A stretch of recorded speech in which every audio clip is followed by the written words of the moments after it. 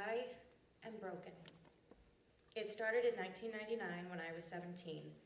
No, wait, no, that's not right. It actually started when I was 4. When my mom went back to work, it was in our hometown, and I was sent to a babysitter during the day in that same town. That's when the anxiety started, when I was 4.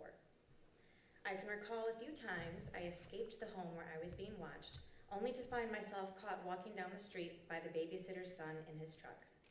I did make it once, however. My mom and I still laugh about the time where one of her coworkers came to her and said, "Your daughter is at the back door." At that time, she thought, "No, that is not my daughter. She is at the babysitter's." But little did she know my determination to get to her. And lo and behold, there I was at the back door of her work holding my light bright. Because of course, a 4-year-old can't leave without her toys. Okay, back to 1999. Attempting to leave my sheltered, quiet nest for college proved to be too much. The breakdown came. I went home, defeated, shamed, and utterly depressed. I was diagnosed with depression and generalized anxiety, so I began counseling and started medication. For the next few years, I stumbled through life with low self-esteem, anxiety, and a fragile mind.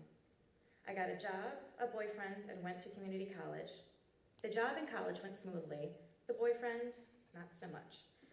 We were together for a few years, and it wasn't until later that I realized he kept my depression and self-esteem low and fresh by verbal abuse and relationship deadlines.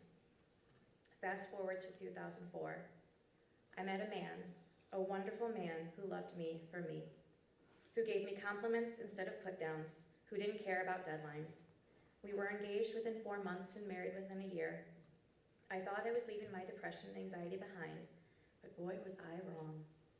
My wedding day came and went, and every day for over a year after that was a struggle. I had anxiety attacks every day, too many to count.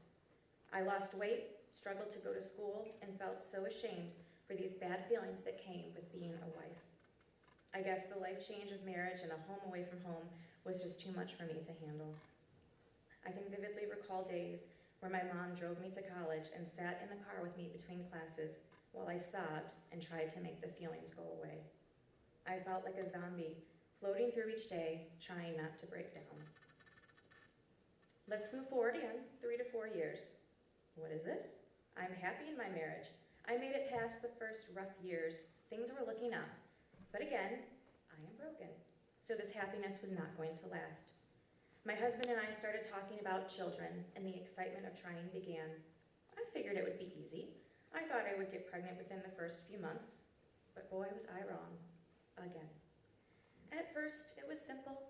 Some appointments here, some checks there. Then medication was added. More appointments were made. Then came the shots, the blood draws, loss, more shots, surgeries. Did I mention shots? Then, the absolute worst was every month when I realized that I wasn't going to be a mom that month. Devastation and heartbreak every 28 days.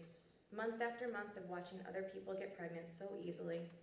Month after month of trying to feel happy when someone I knew was expecting, but crying in private because all I could think about was when will it be my turn. Month after month, almost 84 months, or 7 years in my case. But of course, I am broken. Then something amazing happens. I become pregnant. The pregnancy was great, the labor, okay. Through all of this, I worried about postpartum depression, and of course, I got it. I got it bad. My days were spent either sobbing from sadness or shaking with anxiety, and the guilt, oh, the guilt. It was overwhelming, exhausting, crushing. Here I was, finally with the baby that I'd always wanted, tried for 7 years to get, and I didn't want to be around her. The pain was unimaginable. This next part actually wasn't in my original story because of how recent it was, but I feel it's an important part in my journey, so I'm going to share. 3 weeks ago, I hit one of the lowest points I have ever seen. My mind was telling me that it didn't matter, that no one would care.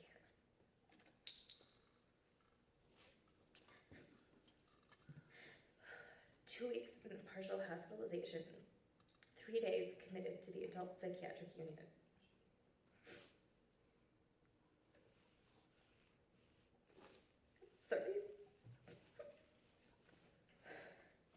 I was a shell of the person I once was. I couldn't see the light at the end of the tunnel, but I knew it was there. So slowly, I started to dig my way back up again. But don't feel bad for me. I wouldn't share this story if there wasn't a happy ending. For 20 years, I've struggled with major depressive disorder and generalized anxiety. I'm sure I always will. But now, with continued counseling and medication, support from my family and friends, and practicing self-love, I am becoming whole again. I have been putting myself back together in the form of patience, self-worth, mindfulness, and most importantly, love. I am a daughter, a sister, a wife, a friend, and a mother. I am beautiful, smart, amazing, and unique. I am not broken. I never was. I am just me.